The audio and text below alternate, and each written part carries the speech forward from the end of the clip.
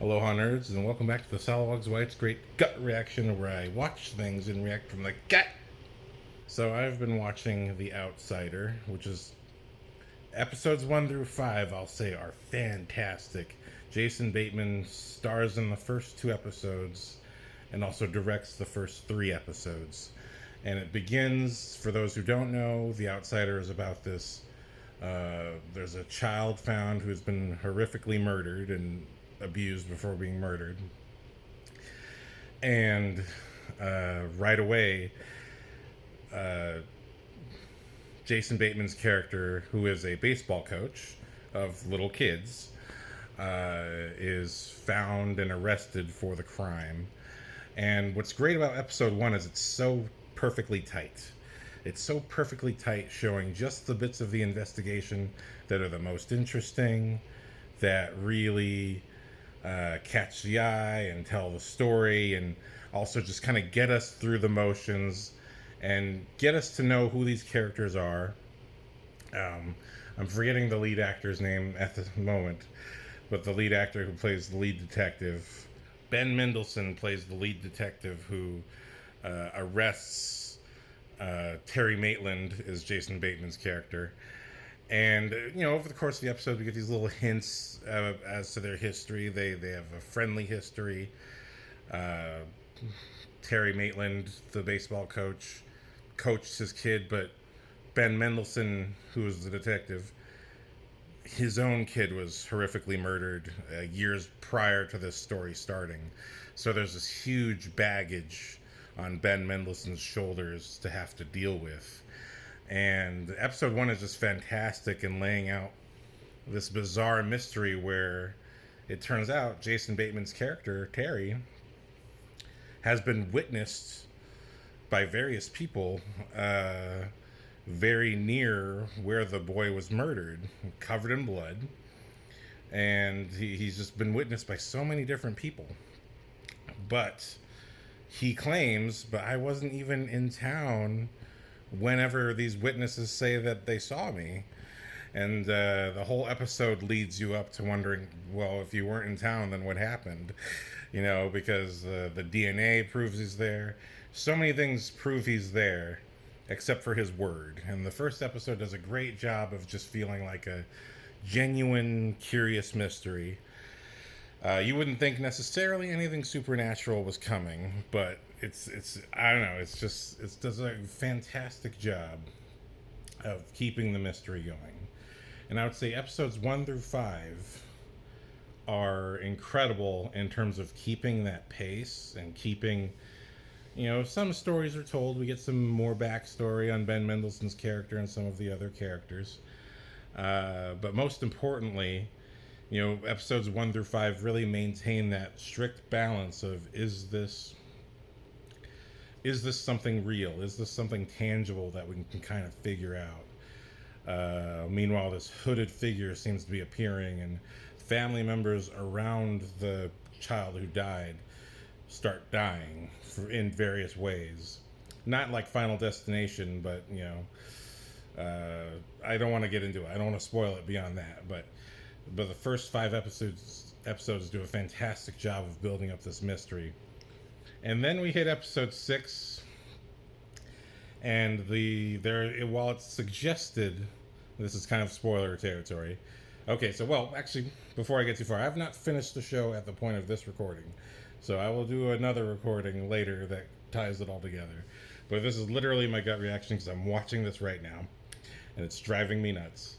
But episodes 1 through 5 are a flawless continuation of the serious, grounded, I believe what's going on, and it's potentially supernatural, which is fascinating. But it's so perfectly taught. But once we get to episode 6 and 7 and 8, it really feels like, okay, we had a 10-episode deal, but really this is a 8-episode story. Because, Jesus, in 6 we get a very deliberately, very openly paranormal sequence, which is just, I think, laughable.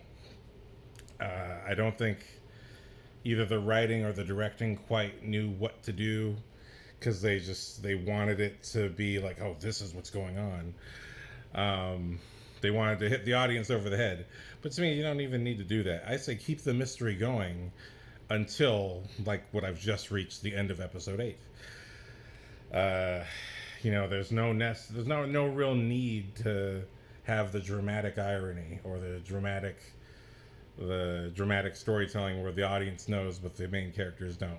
Let it come out of the main characters. You've established that too strong in the first 5 episodes. But yeah, so I don't know. And then I swear, starting in episode 7, all of a sudden, it's a real just dragging on. It feels exactly like the final season of Sons of Anarchy, where every episode just becomes really long, drawn out conversations between characters that wouldn't happen and that doesn't need to happen and doesn't feel cinematic or doesn't feel engaging in a storytelling way. It's just characters just sitting and talking, and then out of nowhere, when I was a child, and then it'll cut to another scene and the character's just sitting and staring. A few years ago I had a story and the character's sitting, and it'll just cut and go between like a Rolodex of every character and their little story. But I was like, what? Where was the showrunner for this? Where was the showrunner for these last 3 episodes where it's just like, yes, let's just sit and hear everyone's little stories. Okay, fine. No. I wish I had a newspaper and whack you guys in the head. No. I said no. Because it just loses all the momentum of the mystery. It loses all of the energy. I swear episode 8 is literally 30 solid minutes of people, various different people on different drives, all on their rides telling these long stories. And it really does sound like the same voice and the same writer. And even, I swear to God, after 30 straight minutes of people just telling stories out of nowhere, with no context, it's not building up the episode in any particular way. We're not the character's not moving in a particular direction. They're just sitting and talking. And that is not the point of dialogue, okay? Dialogue is not to make you feel like you're in the real world. You know what I mean? It's just endless fucking chatter. It's just like, get to your destination already. The point of the vehicle is to get you to the destination. We don't need to sit here and have your boring conversation. And I'm sorry, I really mean no offense to the writers, but Jesus, man, stop with the fucking same voice story coming out of every character's mouth. Ay. But, literally up until 6, 7, and 8, the writing is so strong. There's an actress who plays a bit of an out there private detective who she's a very fascinating character, and I'm grateful that at least for her character, she's an unusual type of person, so she's not going to just randomly tell you a story about herself. Thank God. But just with that in mind, it made it that much better of a character that she didn't do any of that. But here we are in episode 8, and I swear to God, it's a half an hour solid of yapping. The story's not moving. The mystery's not moving. We know too much already for there to be any dramatic drive to any of this. It just really feels like filler. You know what I mean? Just literally just filler. And then in the second half hour, we're introduced to this family randomly who are going to some kind of cave thing. And you can only wonder. And then there's a little boy and his older sister. And you can wonder, oh, where is this going? Is this going to be another child murder? Is this why we're seeing this? I really don't think I can stomach it after the first one. It's just like, because across the first 5 episodes, it gets revealed that Terry Maitland is not the only one who's been accused of a murder and witnessed being near the scene of the crime. with DNA evidence and all that. He's not the only one who's been in this specific situation where it seemed implausible that the person accused didn't do it. And there's a sort of string of crimes that are revealed. And that's fascinating. I think those could have been individual episodes focused on those characters if they wanted. But instead, we get this yapping shit. And I'm just like, get out of here, man. Okay? We're not sitting down in a bar talking. This is a television show. You established in the first 5 episodes what the show is like and what it's about. And yappy. But, so, spoilers. Spoiler now. I'm just spoiling where I've come to. So if I didn't lose you already because I'm so pissed off. Damn, man. First 5 episodes, fantastic. But I love this building mystery of El Cuco. It turns out the villain is a changeling. I just saw The Watchers last week, so I feel like I was specifically primed for this show. Where The Watchers is about changelings, the Irish changeling folklore characters who they can change shape and draw you in and attack you and eat you. And essentially this is the same thing. El Cuco is just a changeling, basically does the same exact thing, except he has some rules where his appearance only lasts for a couple days and he needs to scratch you to get your blood. And I'm like, okay, all of that's interesting. But here's again another thing I can't stand. Why is it when people write these shows, they can never just have one person come up with a practical, reasonable reaction to what they're seeing? Because it takes us up to episode 6 where we get the reveal of, where we get our private eye. I didn't get her name, but really great actress. Where our private eye has discovered, okay, or seems to think that this folklore character, El Cuco, basically a changeling devil, it takes us up to that episode for her to reveal her thoughts to the rest of the team who hired her, saying, I think it's this not fictional, but this folklore character that people are talking, I think this is real. But why can't anyone ever just say, it doesn't have to be real? At the very least, someone is going around getting the DNA of these people, finding a way to replicate their appearance. I mean, fuck, we are on Mission Impossible 7. We're on Mission Impossible 7. Okay, it is 2024. We can have deep fakes. We can have special effects makeup that makes you look like someone else. Okay, we're on Mission Impossible 7, man. Okay? How can no one in this show just go, okay, hey, well, folklore characters aside, clearly there is a pattern here, and what if it's just someone collecting the DNA and they just have some way of replicating it, and they're taking the time to target these people? That's why it probably takes them a month to do this.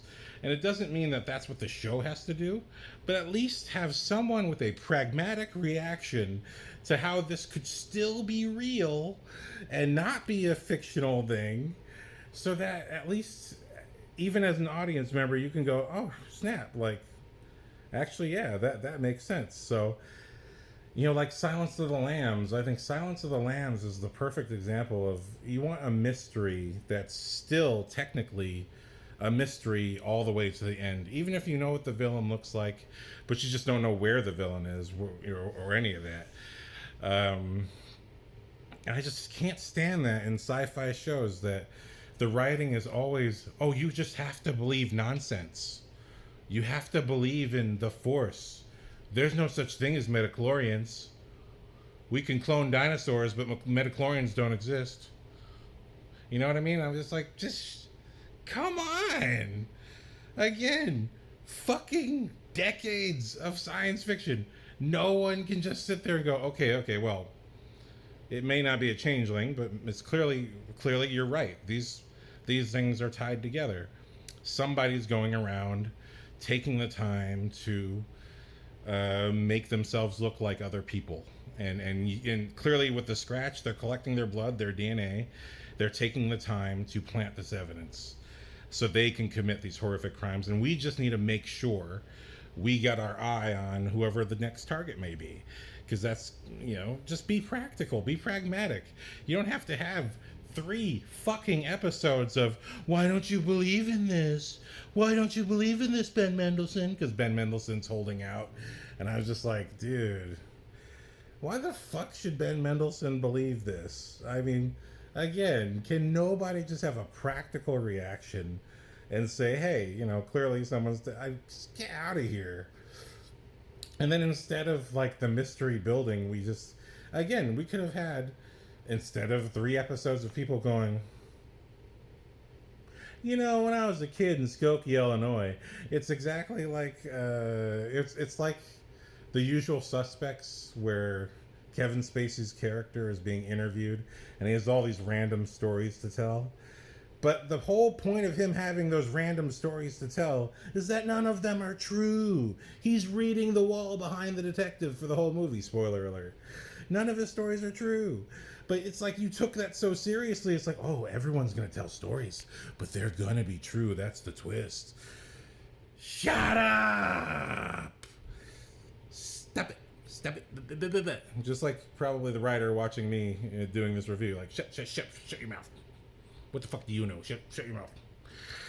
Which, fair enough. If you're the writer, for sure. Fair enough. But I'm just saying, it just fucking pisses me off when I watch sci-fi and there's no one paying attention to the science part. Everyone's obsessed with the fiction part. No one pays attention to the science part. It's like, it's 2024. Mission Impossible 7. Motherfucker. It doesn't have to be real, okay? We don't, and no one has to force Ben Mendelsohn to believe in something magical. He should have been the character saying, okay, I mean, you found a connection. I don't agree with it being a folklore character. I just think it's clearly someone collecting their DNA and finding a way to do it. We need to figure out, A, how they're doing it, or B, who the next target is. Keep it practical, keep it pragmatic, keep it moving, Have someone investigate, well, how could you replicate DNA, and have someone look into it. Have it be a question. And if there is no answer, if it's not really scientifically possible, have someone come to that conclusion. That should have been episode 7. Instead of just the beginning of just people yapping to run the story time. I think really episode 8 should have began with this new family on a journey. Just begin with them. And rather than being with all the other characters, and because when you start on all the characters driving to one location because by episode 8 they've figured out Claude Bolton, and I don't know the actor's name, he's been in a lot of stuff, but by episode 8 they figured out, okay, the next possible person is this Claude Bolton guy. He was at the bar, Jason Bateman ran into him, or the Jason Bateman doppelganger ran into him after killing the kid that started this whole thing, and he was scratched. This is the Beast's method. So let's get him, let's lock him down. And so basically we have this driving point that we should be trying to get to. And instead it's just this road trip story, which I don't understand, because literally in the previous episode, Claude Bolton drives away out of town, and then within one scene, he's in the next town meeting his brother. So I don't understand why it took everyone else an entire episode to get to the same town when it clearly took him 5 minutes. That makes no sense in terms of storytelling. And it's just fucking annoying. I just hate when TV does that shit. Get out of here. I don't need all your phony baloney stories. I don't care if they're real. It's bullshit. You know what I mean? You set a precedent of having this kind of ticking clock and the pressure of something happening. And I understand you want to relieve the stress. That's the Alfred Hitchcock process of you want to let some air out of the room so the audience can breathe and blah blah blah, but just some air. You know what I mean? You don't want to completely blow the tension of the action. If we see the family in the beginning of episode 8, at least we understand, oh shit, something else is going on here. This is potentially the next target. And even the way it's shot, you can't, you know the boy is the target, but yeah, it's kind of vague. It's still kind of not quite feeling like it's his perspective. But you want to start off with the new thing that the episode's going to end with, rather than introducing it a halfway through. It's very sloppy. It's very very sloppy. And I understand. Hey, you're making a show. You're making a show. You got tons of episodes to do, and I get it. But still, it's super sloppy in terms of editing. You want to start episode 8 with the new family, with the new boy, understanding, oh shit, this is the ticking bomb for this episode.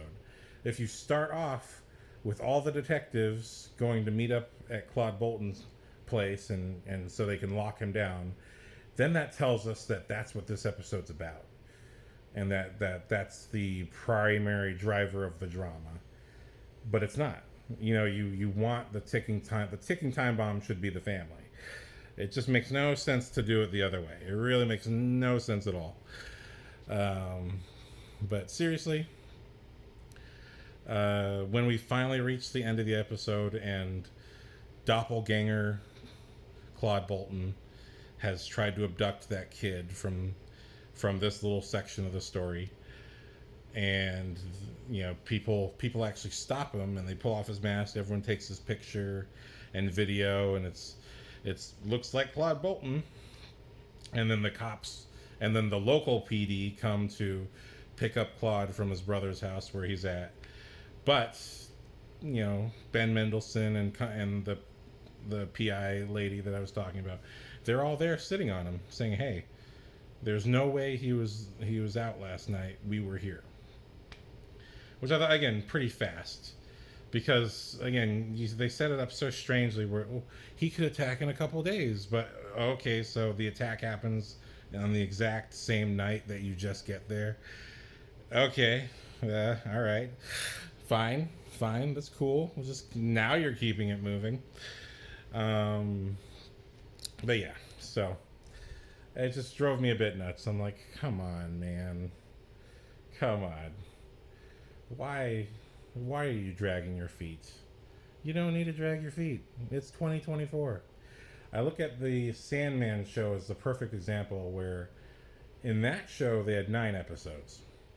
They told the story in 8. But the 9th episode was a bonus episode where we followed around some separate characters who interacted with the Sandman at a certain point in each of their little stories. Episode 9 was technically a 2-parter within itself, where we got one animated short story, and then the second half was a live action story about another mythological being that was being trapped and forced to help a human gain success, and Sandman comes to her rescue.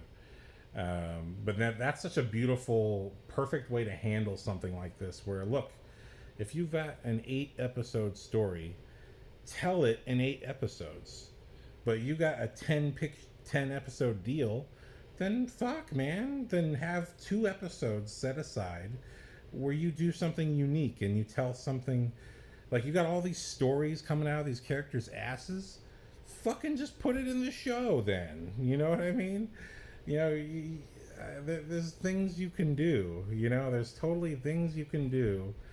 And it's, again, I think it's a lot of it is just this. It's the thinking. It's old school thinking of how storytelling is supposed to be done. And it's 2024, man. No one cares. You know what I mean? One of the beautiful things about watching Talkville with Michael Rosenbaum and Tom Welling is seeing Michael Rosenbaum lose his shit at some of the wasted episodes. Because back in those days, it was television. You had to do 22 episodes of everything that you want to. You have to do 22 episodes and pump it out. So understandably, you're just going to have some episodes that just make no sense and are kind of ridiculous. But I feel like it's 2024 now. Like, no one expects that. Now you can just tell your story. So please, for the love of God, if you have an 8-episode story, tell it in 8 episodes. Or if you have a 9-episode story, tell it in 9 episodes. And then leave all the crap out. You know, leave all the crap out. Because I swear, like, we're in the content wars now, man. This is all the content wars. And you need to just keep it tight, bro. Keep it tight. Like, we don't need nonsense. We don't need all this extra. You know, when I was a kid in Skokie, Illinois, I don't care. I don't care. You're not even a main character. Nothing in your plot has anything to do with the end of this show. I don't care if they're all cannon fodder. I don't care. I'm invested enough in each character. I don't need their super deep backstory. And again, the dialogue sounds like the same voice. You know, especially when we get to the brother of Claude Bolton, whose home he's staying at. After listening to 25 minutes of characters talk about their backstories, in no such way that builds. The only one that built the story up was Ben Mendelsohn. He had a story about his mom passing away when he was 15, and she was talking about a song, and that a few years ago, and that when his son who had died was born, he was driving around to get some supplies for his wife and son. And when he was talking to his mom in his mind, that song played on the radio. And now that was him kind of having some acceptance that the supernatural could be real. And I think that is beautiful and touching and solid. That is perfect.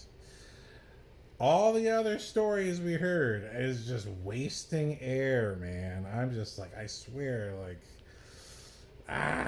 you know, you're driving me nuts, man. Because it's not going to come back. It's not going to come back later. It has nothing to do with anything coming later. You know, it's just, come on. Just, if you have, just keep it to what is needed for the storytelling. Because, again, episodes 1 through 5 perfectly do that. Perfectly keep it to the storytelling. And again, why can no one have a pragmatic reaction to anything? Why in writing it's always believe or don't believe?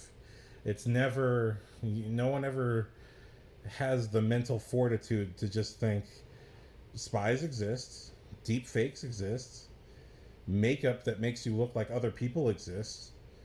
Maybe the bad guy is targeting these people and it takes them a month to make up everything it takes to duplicate them. That's just their process. This is the method of the killer. And then over the course of the story, slowly reveal, oh shit, maybe it is a mythological thing. You know what I mean? And let that be a question as opposed to a certainty. You know what I mean? It's just, you know, and another thing that just drove me nuts is that clearly this creepy hooded man has broken into the house of the family of Terry Maitland and has, you know, the daughter keeps saying, the daughter of Jason Bateman's character who's in jail keeps screaming at someone, stop saying these things, stop saying that. Clearly someone is in your house messing with your daughter, okay? And no, you're just having a dream. You're just having a dream. And then dude shows up at Ben Mendelsohn's house and talks to his wife. No, you're just having a nightmare. You're having a nightmare, see? Because you used to have drugs and you sleepwalk. So you just, no. The kid and your wife described looking at the same fucking person. And you don't think someone broke into my house? Again, Mission Impossible 7 has come out. You mean no one could figure out how to break into your house without setting off an alarm? I mean, clearly it's someone that, you know, again, the pragmatic response is this guy clearly knows how to break in without setting off alarms. You know, something practical. You're telling me you're a cop? You're a cop and two people have described the exact same person breaking into their house, and you just think, oh no, it sounds like a dream to me. I don't fucking know what you're talking about, weirdo. Like, what the you just make me wanna stop watching. Like, come on. See? The next show you do, fucking pay attention to this stupid little podcast. This little armchair criticism. So, yeah, those are the things that drove me nuts. On the plus side, though, seeing the payoff of our changeling getting himself caught on purpose again, seeing that was pretty cool. It was pretty cool. But I was like, again, this could have been the end of episode 8, or it could have been the end of episode 7. 7 was really stretched out. If you could cut out half of 7 and cut out half of 8 and merge the parts that are actually telling the story, and you could have a one tight episode. Episode 6 is fine because I like that we have this one cop who's under the control of El Cuco. I like that we have that storyline of him. He's kind of resisting it as much as possible. And there's kind of a through line of the people who are under this thing's control, that they are trying to resist it. They just can't. And I think that's cool. I think that's fine. I don't need it. I do think it's one extra element that's not really needed. Again, with the whole element of the other family members of the of all the children that have been killed, the element of them, I would be fine with this entity appears, and clearly his presence can drive you mad and drive you into a dark place where you do a bad thing. I think that is fine. I don't think we really needed this guy to have his own agents. It does make more interesting action. I know we're building up to a big action sequence, so okay, and I hope they deliver. But that's fine. I think that's totally. It's like okay. I think if this were a feature film, that would have to be cut out. It would just have to be the entity's presence. But that, to me, again, makes more evidence that this thing's presence, that it makes it more powerful of an entity. Where if we're wasting time thinking that it's a dream, I'm just like, are you fucking stupid? You know what I mean? Someone broke into your home and it was a dream. Shut up, man. The same fucking person that two other people described to the T clearly broke into two homes and it was just a dream. Get the fuck out of here, man. Get the fuck out of here. What the fuck are you talking about, jerk? Okay, so that's just my feelings so far. Down to the last 2 episodes. We'll see how I feel with the last 2 episodes. But since we're in the spoiler section, for those who've been watching The Outsider, if you haven't watched, really don't listen to what I'm about to say. But for those who've been watching, what the fuck? In episode 2, Jason Bateman gets killed? What the fuck, dude? That's what keeps this shit exciting. Like, you cannot have just perfection of episodes 1 through 5 and then just sort of really lose the ball clearly I can just feel the conflict, you know, just like the Emperor, or just like Luke feels the conflict in his father. I can feel the conflict in the writer's room of, man, we have fucking 5 more episodes. How do we do this? It's like, dude, from now on, just keep that shit tight. You know what I mean? Just keep that shit tight. I don't think, and nobody wants to watch, nobody wants to watch anything that's boring, okay? You had a really engaging mystery that was on the level of both good crime drama and good supernatural fantasy mystery.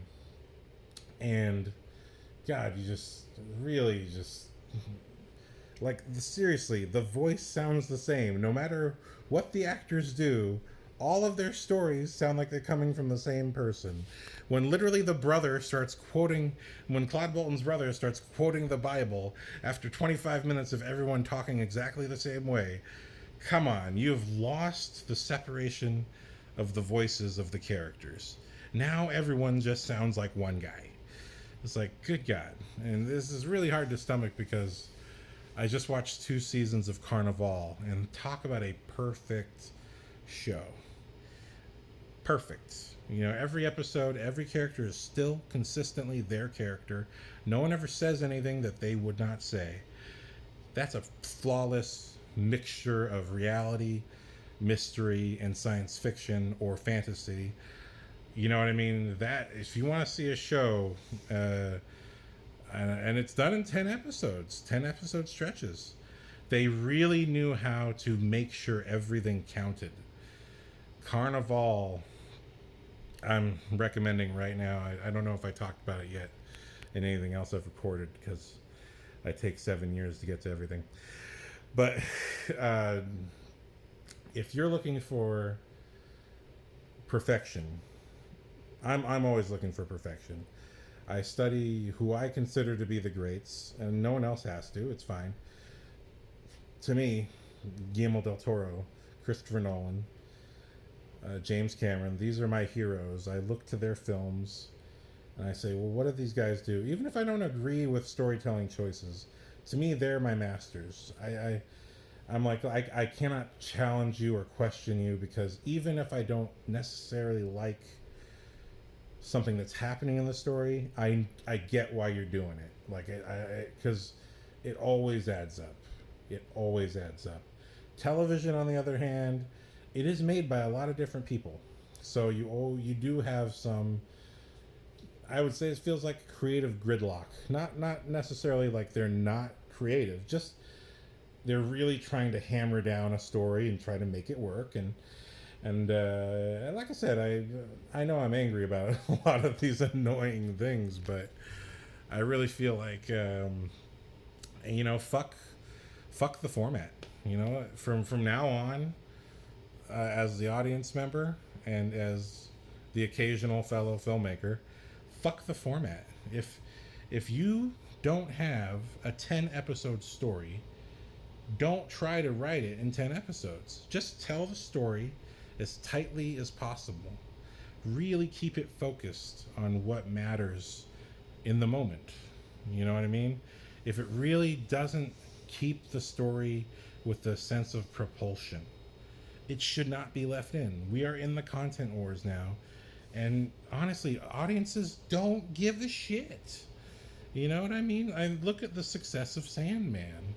There's a story where, again, they had a story that lasted 8 episodes. 9 was a bonus.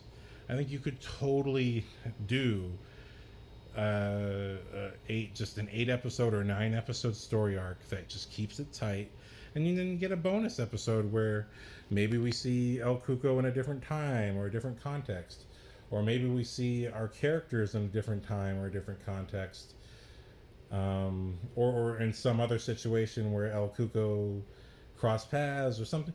There's so many things you can do. Or you could see El Cuco being investigated in another time, and one is a tragedy, one's a victory. Or or at least give that extra room to some of the other victims that El Cuco has ruined their lives to. That would be fantastic. Rather than, if you tell their stories in a tight way, and everyone's stories are told in a tight way, once you start telling stories in a long-winded way, now you're just losing the audience. Now you're just clearly filling up the time. You know what I mean? That was the most obvious thing about the final season of Sons of Anarchy. It's like, okay, your story ended last season, and now you are just stretching out everything so that you can have another season, and then you're trying to build to your final climactic moment. But it's like, come on, I'm sorry, but The Walking Dead lost me too. Once characters just start talking to talk, and there's no more building of the storyline, the story's not actually going anywhere, or villains start to get really redundant. I really felt the Skinwalkers were just another Negan. Negan, for me, lost interest after killing Glenn. He became too soft, and I was just like, I don't really get what you're going for here.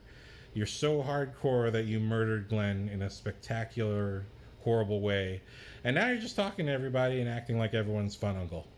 Like, okay, all right, I don't understand your character then. It really felt like the blow was softened because of the shock of Glenn, and I was just, I don't care for that. Like, look, if you're gonna go hardcore, you got to keep it hardcore. Again, fuck the format, tell the story. Fuck the format, tell the story. So that's all I got to say for this 8 episodes. Um, I know some people probably prefer go one episode at a time, but look, this is my gut reaction. I just react as I see fit. That's all I got to give. That's all the time I have to give, because I'm always doing something. But anyway, I do think episodes 1 through 5, and this ending of episode 8, cool. Okay, you got me back again, but stop. Fuck the format. Tell the story. Okay, that's all I got to say for this one. Enjoying The Outsider. I'm on the last 2 episodes, and I'll definitely do another video for those. Thank you for watching, and may the Schwartz be with you.